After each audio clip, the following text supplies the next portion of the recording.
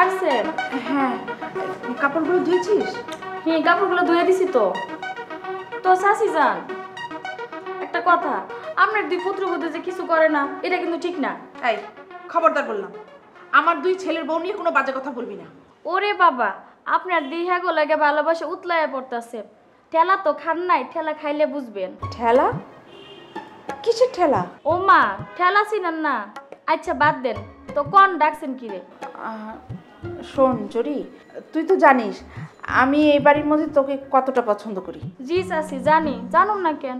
সেই জন্যই বলছি, বাড়ির বউদের নিয়ে কখনো মন্দ কথা বলবি না। আপনার বউরা অনেক ভাগ্যবান যা আপনার মতন একটা শাশুড়ি পাইছে। আমার একটু দোয়া করে দেন যাতে আপনার মতন একটা শাশুড়ি পাই। অবশ্যই পাবি, তোর বিয়ে তো আমি নিজে থেকে দেব। আমার আর বিয়া, গরিব মানুষের জন্মের মধ্যে বিয়া ঠিক নাই। আচ্ছা ঠিক আছে, তোর আর এসব কথা ভেবে এত হতাশ হতে হবে না। আচ্ছা জরি, একটা কথা বলতো। কি কথা চাচি যান? এই এই মিতু মেয়েটাকে তোর ঠিক কেমন মনে হচ্ছে? হ মিতু আপা, হ্যাঁ তো অনেক ভালো মানুষ, কারোর সাথে কোনো বংশং নাই, হ্যাঁ নিজের রুমে পড়াতে। তো থামলি কেন বল। আসিফ ভাইয়ের লগে না জমছে ভালো। মানে কি? আসিফের সঙ্গে ওর আবার কি হলো? না না, তেমন কিছু না, আপনি চাপ নিয়েন না। চাপ নেব না মানে? তুই কি বলতে চাচ্ছিস? ওই যে আপনি যা ভাবতেছেন তা না, আসিফ ভাইয়ের সাথে মিতু আপারে গল্প করতে দেখছি, এইটা আর কি, এছাড়া কিছু না। কেন আসিফ ওই মেয়েটার সাথে এত কথা বলবে কেন?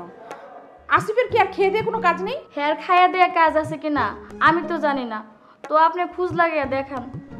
একটা কথা, কি? মিতু আফা কিন্তু আপনার দুই পুত্রবধূ থেকে অনেক বালা। আবার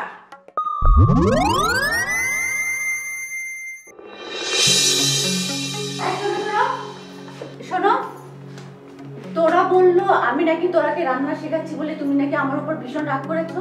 একটু যে করিনি তাই বা বলি কি করে? বাড়িতে এত লোক থাকতে ওকে কেন রান্না করতে যেতে হবে? মাঝে মাঝে তোমার কথাবার্তা শুনলে না আমার ভীষণ অবাক লাগে। কেন? ইলিয়াস, তুমি মনে হয় ভুলে যাচ্ছ যে তোমার বোন একজন মেয়ে মানুষ। কি মিন করতে চাচ্ছ? তুমি ভালো করেই বুঝতে পারছো যে আমি কি মিন করছি। দেখো ফারজানা, আমি ওকে চাইলেই তুমি সারা জীবন এমন করে রাখতে পারবে না। তাছাড়া ও এখন আর ছোট নেই, একটু একটু করে বড় হচ্ছে। এসব তোমার ভুল ধারণা। তোরা এখনো এমন বড় হয়নি যাতে করে ওকে বাজে কাজ করে সময় নষ্ট করতে হবে। বাজে কাজ? একটা মেয়ে রান্না শিখবে, ঘর গোছানো শিখবে, এগুলো কি তুমি বাজে কাজ বলছো? হ্যাঁ বলি, একটা সার্টেন টাইম পর্যন্ত এগুলি অবশ্যই বাজে কাজ। ঠিক আছে, কাল থেকে তাহলে আমিও এসব করা বাদ দিয়ে দিচ্ছি।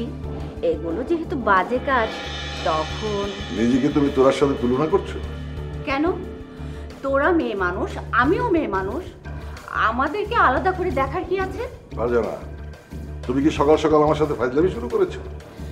সকাল সকাল ফাজলামো শুরু করব ইলিয়াস চৌধুরীর সাথে? এত বড় সাহস কি আমার আছে? ফারজানা, তুমি তো জানো আমি তোমাকে কতটুকু ভালোবাসি। ঠিক আছে, তোমার মতো হয়তো আমি ওকে ভালোবাসতে পারি না, কিন্তু এ কথা সত্যি যে আমিও কিন্তু ওকে কম ভালোবাসি না। তুমি ওর ভাবি, ওকে কেন তুমি কম ভালোবাসতে যাবে? কিন্তু তুমি তো তাই মনে করছো। তুমি আমাকে ভুল বুঝছো ফারজানা। যদি বলি তুমি আমাকে ভুল বুঝছো? আমি? দেখো, তোরাকে তুমি এভাবে আগলে রেখে বড় করো না, এতে হিতে বিপরীত হতে পারে। হিতে বিপরীত? তুমি হয়তো ভাবছো তোরা সেই আগের বাচ্চাটি রয়েছে, কিন্তু না, এটা তোমার এক রকমের ফ্যান্টাসি। তোমার উচিত এখান থেকে বের হয়ে আসা, আর তোরাকে একজন পূর্ণ বয়স্ক মেয়ে মানুষ হিসেবে ট্রিট করা। ফারজানা, আমাকে এত জ্ঞান দিতে এসো না, এসব আমার একদম ভালো লাগে না। কি জানি, তোরার প্রতি তোমার আর আমার ভালোবাসার মধ্যে হয়তো অনেকটুকুই ফারাক আছে, কিন্তু এখন দেখার বিষয় ভবিষ্যতে কার ভালোবাসা কতটুকু ফ্রুটফুল হয়ে ওঠে।